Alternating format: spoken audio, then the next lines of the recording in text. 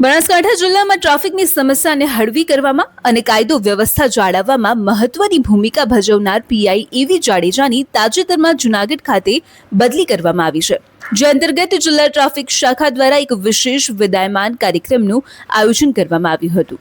આ કાર્યક્રમમાં પોલીસ પરિવારના સભ્યો, સામાજિક અગ્રણીઓ અને મિત્ર વર્તુળ મોટી સંખ્યામાં જોડાયા હતા। ઉપસ્થિત તમામ લોકોએ એવી જાડેજાના કાર્યકાળને યાદ કરીને તેમની કર્તવ્યનિષ્ઠાના વખાણ કર્યા હતા।